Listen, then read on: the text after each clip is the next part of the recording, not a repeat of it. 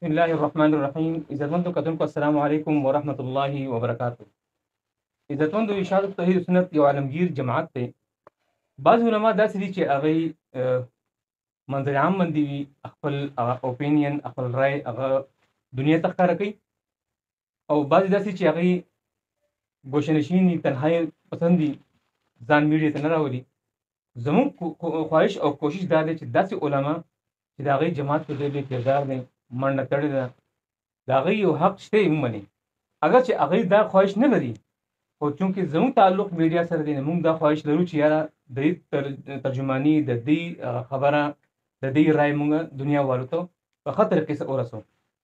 په دغې علماو کې یو عالم سره موږ نن ناسته کوو، ستاسو ملاقات هغې سره کراوو چې هغه صدر مدرس دی مدرسه روضة الاسلام نسته، او دی د دې علاقې ډېری زرداد علاقه چې کوم د دې سرپرستي اعلی د اشاعت توحید سنت.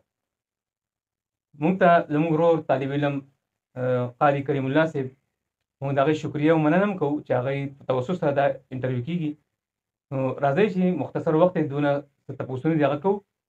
چې کوم سوالات تاسو کړي دي، ستاسو په ذهنونو کې دي، موږ خواهش لرو چې هغه تپوسونه حضرت نه معلومات حاصل کړو او تاسو وړاندې کړو. مولانا صاحب تاسو ډېره شکریه، ډېره مننه چې تاسو موږ له وخت راکړو، او ستاسو شکریه ادا کوو. ستاسو هم ډېره شکریه مولوي فضل الله صاحب چې تاسو زموږ ځای ته رالو، ټیم مو وخلو، تکلیف مو وکړ. الله دې تاسو ته دنیا او آخرت کې اجر درکړي. بارک الله فیکم. علیکم. اول ستاسو تعارف دی ملګرو ته اورول غواړو. ستاسو پوره نوم څه دی؟ څنګه؟ ستاسو پوره نوم څه دی؟ محمد قاسم. محمد قاسم.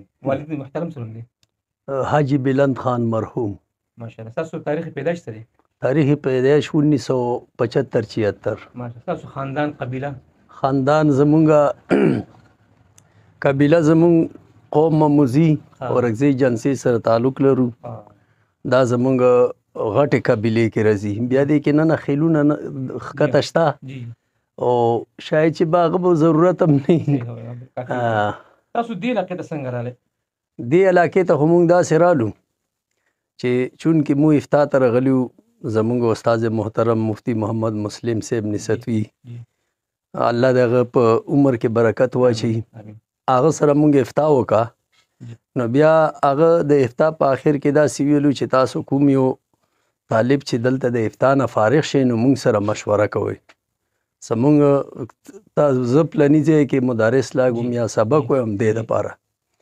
نو زما یو ملګرو د افریدو مفتی محمد اکرام ډېر جاید عالم و، هغه زما خبره متنیو کې یوه مدرسه ده زمونږ د اشاعت والا، هغې سره وکړه. ما مفتی صاحب سره مشوره وکړه زه دلته لاړ شم یا نه. هغې ما ته ویلو چې نه ته هلته مه ځه، ته مونږ سره پاتې شه. نو په دې بنیاد باندې مونږ دلته پاتې شو.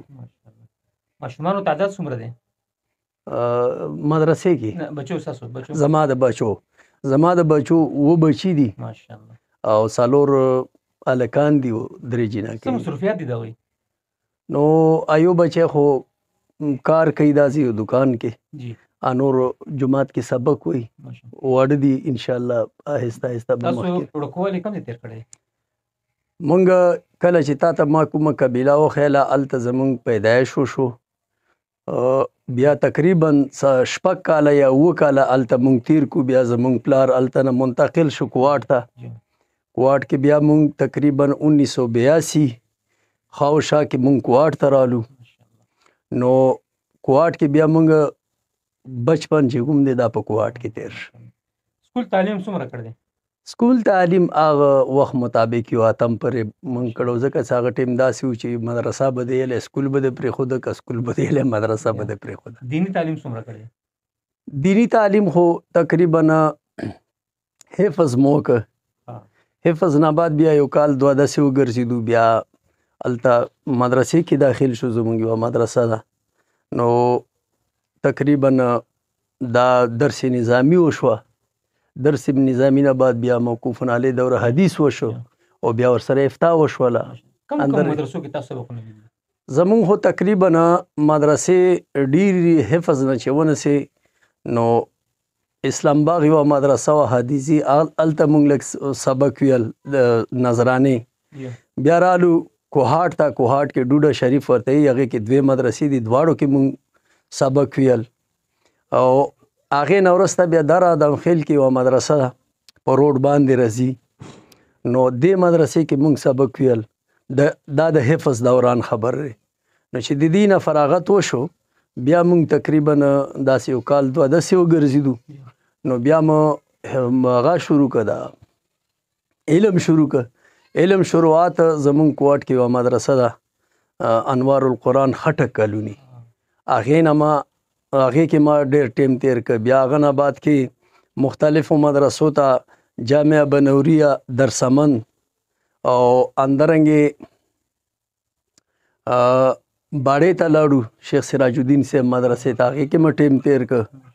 او هغې نه علاوه زمونږ کوټ کې مدرسې دي، مدرسه قاضي حسام الدین قاضیانو مدرسې بنې مشهوره دی، ډېر 1847-48 داسې کې جوړه ده، ډېره مخکینیه مدرسه ده، غالبا دا هغه تاریخ دی د جوړېدو. نو هغې ته لاړو. هغې نه وروسته عطاءالرحمن ملتاني صاحب سره لاړو ګجرانوالۍ ته جامع شرعیه. بیا فیصل آباد ته رالو. نو اندرنګې نورم داسې مدرسې دي، تقریبا زما د کتابونو 10 یا 12 مدرسې جوړېږي. او آخري افتاح چې کوم دی دا مفتی مسلم صاحب سره، او که فیصل آباد کې یوه مدرسه ده هغې کې هم سبق. فراغت کم کال کې شوی؟ فراغت 2007 کې. مدرسه کومه وه؟ فیصل آباد کې زمونږ یو استاد و مولوي اقبال کوهاټي، هغه نه زمونږ څنګه چې تاسو یې مدرسې ډېرې خولې، نو معلومېږي چې استادان هم ډېر زیات دي. قابل قدر چې تاسو یادګیرنه کوئ، تاسو سره ښېګړه په وخت ډېره شوې ده، تاسو د هغې شکریه ادا کول غواړئ؟ بالکل. نو زما په استادانو کې خو تقریبا که یو سړی زما د قیدي استاد وي، هغه هم زه دغه قابل قدر ګڼم. که یو سړی ما د قرآن د حفظ استاد وي هم زه قابل قدر ګڼم، او که یو سړی ما د دوره حدیث استاد وي هم قابل قدر ګڼم. هغه نه بعد زمونږ دا شیوخ کرام شو چې چا نه مونږ دوره تفسیر د قرآن کړی دی، هغه هم قابل قدر ګڼم. او انشاءالله استادانو کې بس ډېر فرق نه وي. قرآن هم چا نه ویل دی؟ قرآن تفسیر جی شیخ طیب صاحب سره مو تقریبا 3 دورې کړي دي. زمونږ شیخ محترم چې کوم دی امیر صاحب، او اندرنګې شیخ امیر حسین صاحب سره، او شیخ تجبر خان صاحب سره، شیخ غلام حبیب صاحب سره، مفتی مسلم صاحب سره.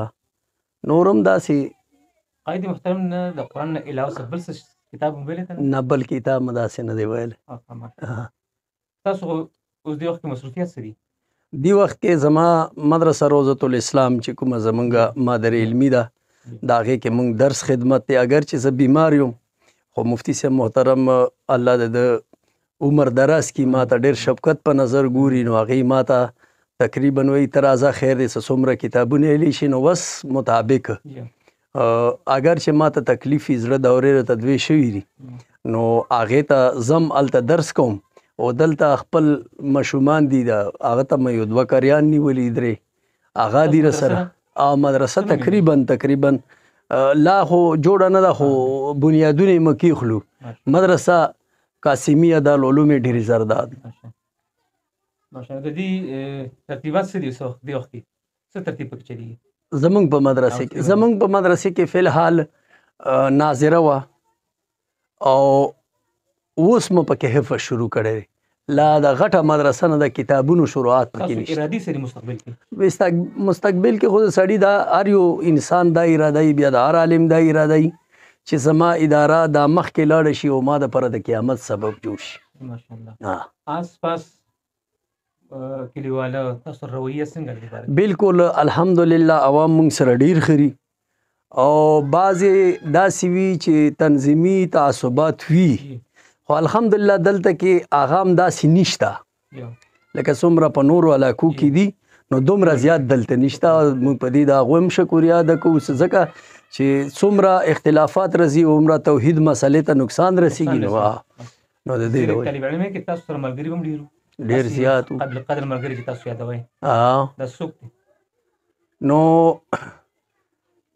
ما سره چې ډېر پاتې شوی دا خو مولانا شفیق صاحب د کوهاټ دی، هغه خپله مدرسه ده، عبدالله ابن عباس، او په روډ باندې نورم مختلف ملګري دي که داسې مونږ اوس ډېر یاد کړو نو کیدای شي زه بل خفه شي. ماشاءالله. کوم ځایونو کې نن سبا قرآن درس ورکوئ؟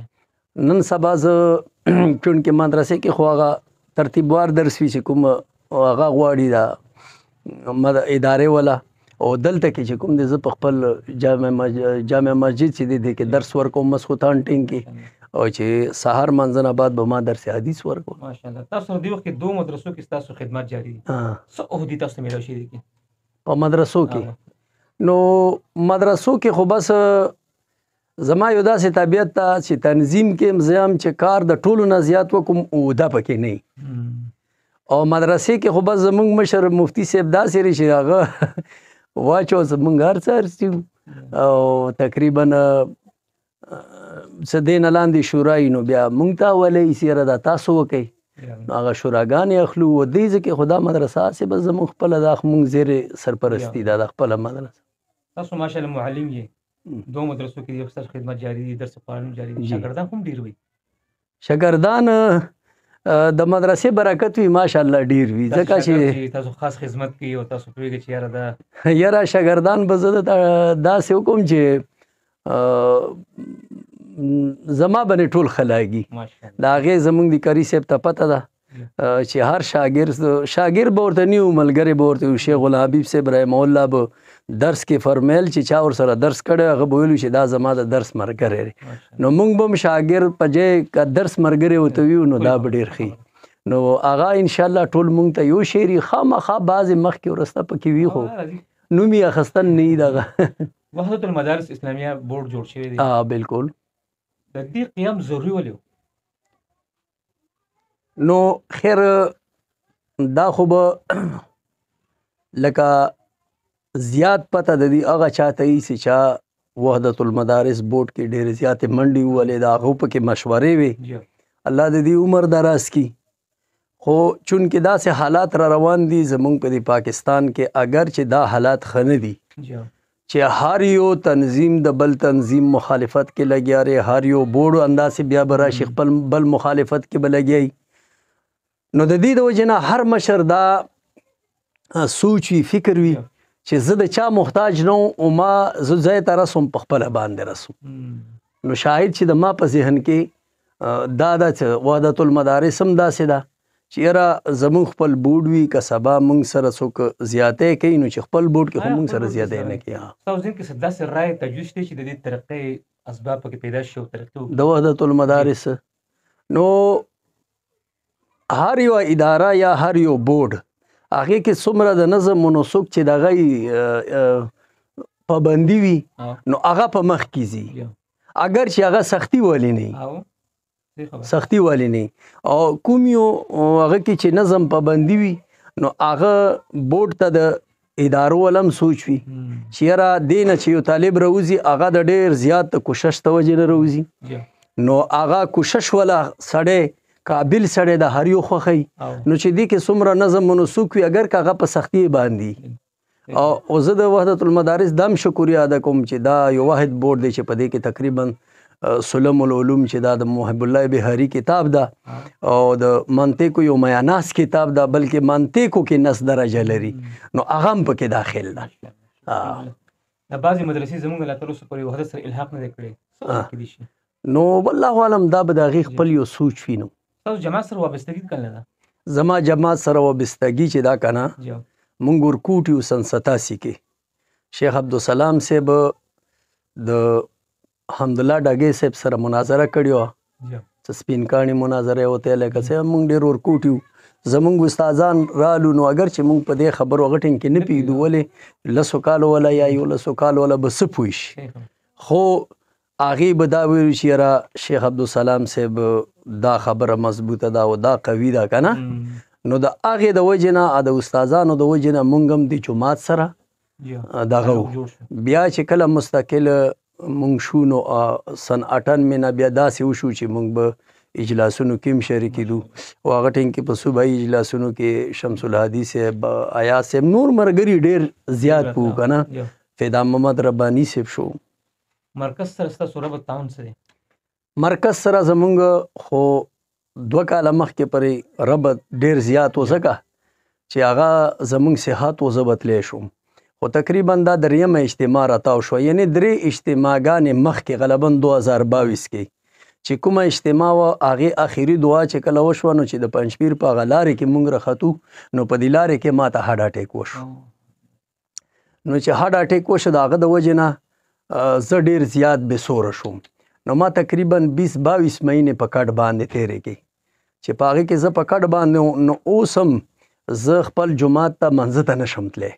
نو اوس پرې هغه تلل راتلل هغه لږ محدود داسې شو چې موږ باندې سفرونو هم پابندي چې سفر وکړو نو بیا مو ټول بدن زړه مو کمزوری ده، اوبه پکې راځي، ډاکټران منع کوي.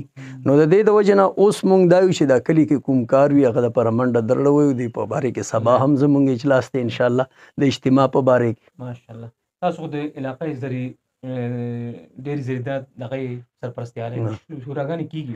بالکل کیږي. د کار نه تاسو مطمئن یې چې یاره ملګریو نه موږ داسې مطمئن یو چې موږ دلته ته راغلي یو که نه نو دلته زموږ داسې ملګري نه وو. چند ملګري وو موږ سره یو ځای شو او دا به د 2013 خبره وي. نو هغه چند ملګري چې موږ یو ځای شو الحمدلله بیا یو روزه بل روزه بس ملګري خو ډېرو خو لږه چونکې هغه ټایم کې حالات هم داسې وو چې چا به یو بل ته ځان نه خیال چې زه مولا یم یا زه دغه یم، ځکه چې حالات داسې وو چې که کوم سړی رالی پکې راغلی و. خو موږ د جومات آواز اوچت که الحمدلله هغه آواز سره موږ څو کسان وو هغه سره کسان ډېر شو. نو نن سبا تقریبا زموږ په ډېر تعداد کې 24-25 جماعتونه زموږ. بعضې ملګري سستي کوي، تاسو هغې دپاره ستنګي ورکول غواړئ؟ بالکل ورځو ګشتونه پې کوو او دا درته ویم چې سستي نه وي په کار، سړی لاړ شي دا خو خپل جومات دغه رسه څومره سړي وسه کېږي. لکه اوس زه درته وایم چې زما اوس دغه وس کې نشته د تلن راتلن که نه، ځکه یو سړی خپل پیشیمامي خپل جومات ته نشي تلی، صرف جمعې باندې ځي او بله هلته کې زه لکه مزل هم نشم کولی تقریبا کور نه دې زه پرې سره کوزېږم نو خو دا ده چې د کلي کار خو کوو که نه، کلي علاقې کار الحمدلله اوس پنجپیر اجتماع ده موږ اوس پر 8 نمونه موږ ته راغلي دي، موږ هغه 8 ځای باندې کړي. جماعتي رکن سره چې اول ځل ملاقات کوئ اول تپوس څه کوئ؟ نو مونږ خو د خپل علاقې کې کوو که نه، نو زمونږ د هغه دغه دا ده که نه چې یو سړی ملګری شو نو بیا هغه ملګری راولي نو هغه مونږ ته راشي یا مونږ نه یو سړی متاثر شي نو مونږ هغه ته دا ویو چې که ته مونږ کې د دنیا ولا دغه ګورې نو دنیا مونږ کې نشته، مونږ سره نه دا شته چې چاته څه وکړو نه څه، ځکه چې دا زمونږ میشن نه ده. ان که ته دا ګورې چې زه قرآن زده کوم حدیث زده کوم نو نور علما محنت کوي خو انشاءالله مونږ هم کوو او د مونږ محنت هم وګوره او نور هم وګوره چېرته چې ته فایده لاړ شه نو خامخا چې یو سړي ته قرآن او حدیث بیانوي هغه به تا ته راځي. نو په دې انداز سره مونږ دعوت ورکوو. الحمدلله ملګري مونږ سره ډېر زیات شو دلته. تاسو په خیال کې چونکې تاسو مدرس یې، قرآن درسونه هم کوئ، حدیث درسونه هم کوئ، نور کتابونه لرئ، تاسو په خیال کې بهترین ذرایع څه کیدای شي چې د قرآن کریم زیات هم شي؟ نو قرآن کریم خو دې نه زیات بل څه نشته چې سړی درسونه عام کړي. درسونه خو درسونه عام کېدل، خپل درس کول، خپل د کلي نه بار داسې ځای وي چې هغې کې درس نه وي، زیاتر ملګری اچول په یو ځای کې. ته په یو ځای کې درس کوې نو بل ځای کې درس دی نو هغه ځای کې بل ملګري ته دلته ته کوه. نو چې څومره زمونږ درسونه عام شي د قرآن اوره خلک راځي. ټیک دی ته درس شروع کوې دا به تا ته یو میاشت یا 2 میاشتې یا کال دا به تا ته تکلیف وي، تا سره به ملګري کم کینی، خو بیا به داسې وخت راشي چې ته کله درس پرېږدې لکه زمونږ کوهاټ نه دلته ته رالو نو هغه د کوهاټ ملګري اوس هم هغه زاړه یاداشونه یې دی اگر چې هلته یو مولانا صاحب شته هغه درس کوي، خو خیر هغه هر سړي خپل یو مجلس وي نه مجلسونه یې دی. تصانیف هم کړي؟ نه تصانیف خو ما نه یې کړي. د جماعت رساله ستاسو په مطالعه کې شته مهانه رساله ته لځي؟ کومه رساله ده؟ دا چې کوم د مونږ مهانه توحید دی که نه دا د پنجپیر رساله، خو دا بیماری نه وروسته بس بیا ما داسې وم چې تقریبا یو 2 کسانو 3 کسانو په سهارې به تلو. مرکز د طرفه تاسو سره ډیوټي حواله شوې چې دا کار وکړئ؟ مرکز د طرفه زه چې کله کوهاټ کې وم نو د کوهاټ د نجوانان توحید و سنت ناظم اعلی جی بیا یو ټیم کې زمونږ مشرانو د ډیویژن تنظیم جوړ کاغه کې بیا زه د کوهاټ ډیویژن چې پاغه کې انګو کورم ایجنسی جی او رګزی ایجنسی دا ټول رزي کوهاټ نو زه بیا د ناظم اعلی جوړ شو نو الته ماته دا ډیپټي وی دلته خو بس مونږ یو چې زمونږ نه کشران سدي دی ته مونږ ډیپټي ورکو نو چې سړی ته ډیپټي ورکې هغه به د ډیپټي مطابق هم بیا منډه وي نو مونږ خو اسیزو خو چې مونږ سره مخکې شي. تاسیس د جماعت په حواله سره چې جماعت اشاعت التوحید سنت بنیاد ولې خود شي دي نو دا خو به خیر مونږ نیو چې یاره بالکل دین نه وکنه ځکه کې خود رشه ځکه دا دین د رسول الله صلی الله علیه وسلم د دور روان دی کنه خو زمونږ په علاقو کې رسومات او بدعات دا زیات وو. هغه پنجاب دی کې پی کې دی او اندرنګ بلوچستان دی او سیند دی دا رسومات او بدعات ډیر زیات وو.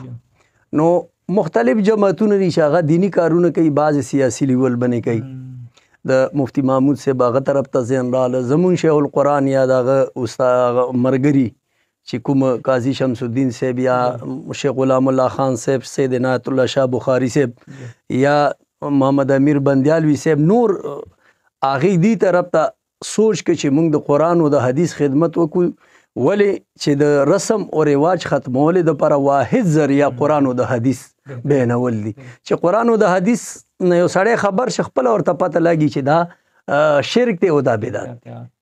کوم ملکونو سفر تر اوسه کړی دی؟ ما خو بار ملک سفر نه کړی بیخي. پاکستان کې ګرځېدلی؟ پاکستان کې ګرځېدلی وم. تاسو ذریعه معاش سره؟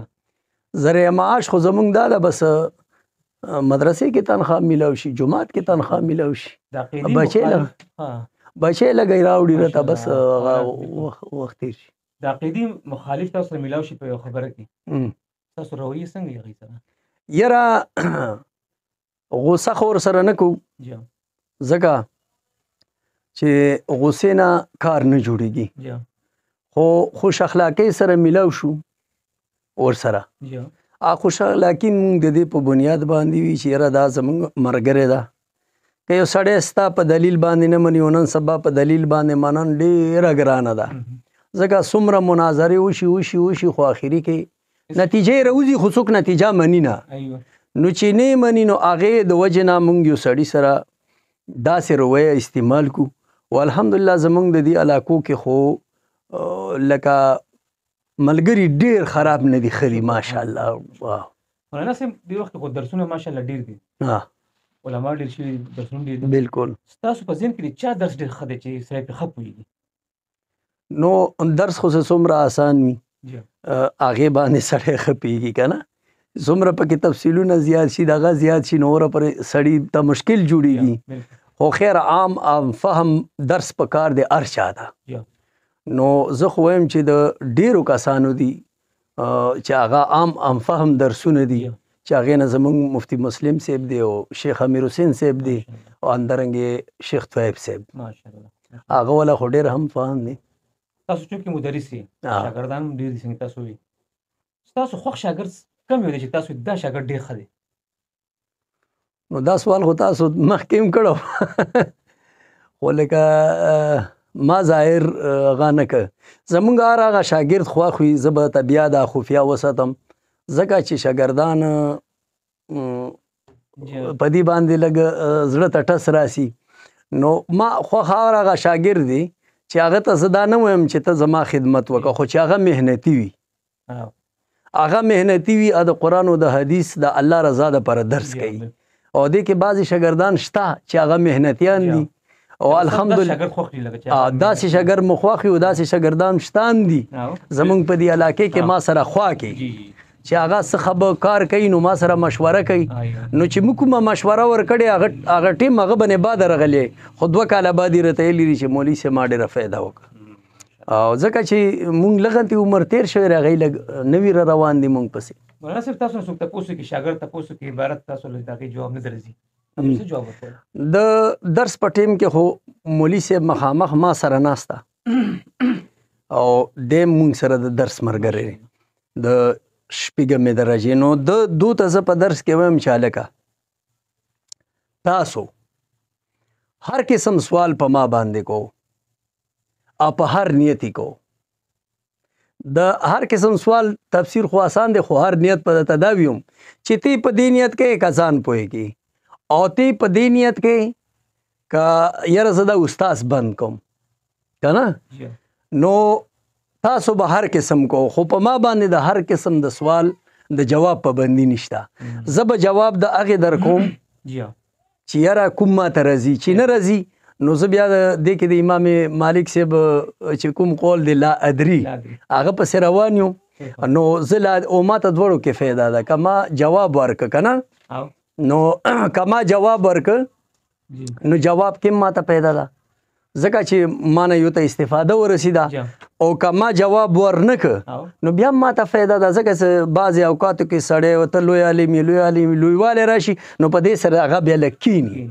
نو شاید چې ما دا نظریه ده. تاسو خیر بیمار یې خو هسې عام حالت کې چې بیمار نه وئ کومه خبره ډېره غوسه راتله، خفګان به راته؟ یاره بار به ما ډېر کوشش کول، اگر چې زه کور کې ډېر حساس یم، کور کې به ما ته ما ډېره غوسه کوله، بلکې څه بار به ما چا سره دغه وولی داسې لږ خفه شوی د چا نه، نو کور کې به بیا په وړو باندې غوسه وکړه. اکثر داسې شی به نه وي چې طالبانو سره ما غوسه کړې. عام یو ټیم کې د طالبانو سره زمونږ ژوند د دې په باره کې به وښیم چې کوم طالب د ځان نقصان کوي، چې هغه پیرډ کې اونچ نیچ کوي، د هغه دا دغه وي چې یاره خبره وره دته یې دلته مه وایه. نو هغه طالب چې کوم طالب خوري کوي نو هغه لکه زه ډېر شکریاده کوم او ربنې ښه لاګي، او چې کوم طالب خوري نه کوي نو زما لږ دماغ ورته دا هغه کېږي چې ته د پلار خرچم کې او د مدرسې خرچم کې او خپل وخت هم خرابوي، نو دا سړی ربنې لګي. اگر چې ورته څه هم نه وي خو خیر زړه کې مخفه شو. تاسو مکتبي نه څوک کتاب پټوي، تاسو هغه لاټینګ کوئ، څه سره کوئ؟ یاره دا خو چېرته شوي نه دي. نو دا ملک د جمهوري ملک دی، که تاسو ته وایي چې د ملک وزیر اعظم شئ، تاسو به دا وده قبلوئ؟ یاره شاهد چې قبول یې به نه کړو ځکه چې موږ د دې اهل نه یو. شاید چې موږ نه به داسې کارونه وشي چې هغه به موږ دپاره د قیامت د هلاکت سبب وګرځي. یو سړی چې یو شي اهل وي نو هغه ته پکار دی چې یو شي اهل نه هغه نه یې پکار. ښکلې خبره. د غلطي اصلاح څنګه کوئ؟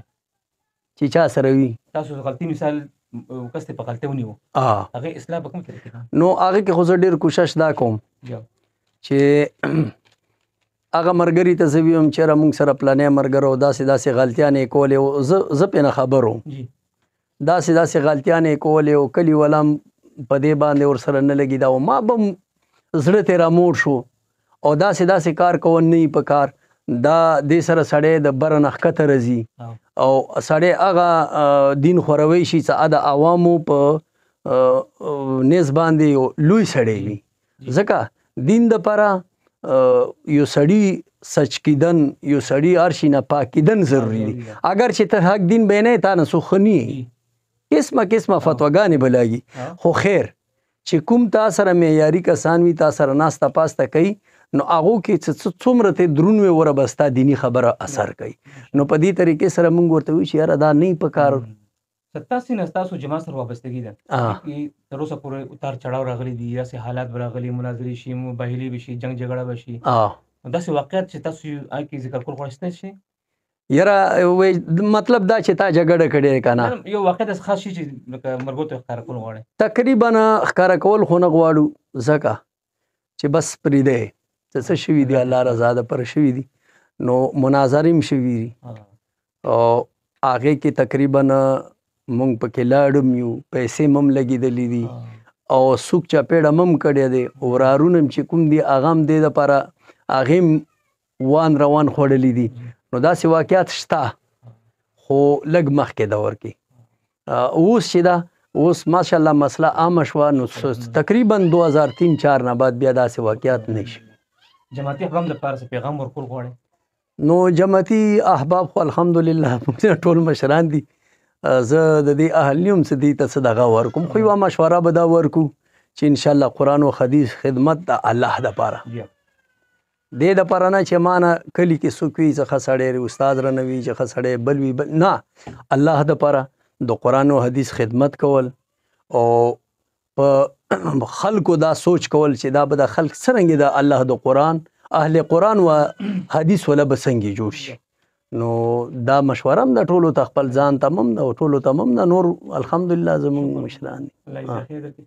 عزتمندو کتونکو دا سرپرست اعلی ارشاد توحید سنت علاقه ډیری زردا او صدر مدرس مدرسه دوست الاسلام نستا حضرت مولانا محمد قاسم سے اگر چې ډېر سوالاتو کول مې مړه غواړي او چونکې دوران انټرویو کې تاسو ته دا وایي چې 2000 هارټ اټیک ماته شوی دی نو ما سره دا غم معمولا خوله راغلی چې انسان هېڅ پته نه لګي ناڅاپه اوس داسې حادثه الله دې نه کړي راشي نو زیاتې خبرې داسې کس له هم نه وي باوجود نه دي کې یو تعلیم دی زموږ د ملګرو دپاره چې ګوره داسې عالم چې هغه بیمار دی د زړه چې زړه دغه شو نو خبرې ختمه شوه باوجود د هغې نه دومره تکلیف نه هغه د جماعت دپاره منډې وي هغه د 2 مدرسو سرپرستي کې لګیا دی او خپلې مدرسې ګڼي مېز یې خپل هغه بیماري بانه کړې نه ده نو دا زموږ دپاره غټ یو لوی تعلیم دی زموږ دپاره چې موږ روغ یو په خپل وجود باندې ښه صحتمند یو او باوجود د هغې نه درس او تدریس کوو نه جماعتي خدمات کوو نو یقینا دا زموږ دپاره ډېر لوی افسوس وي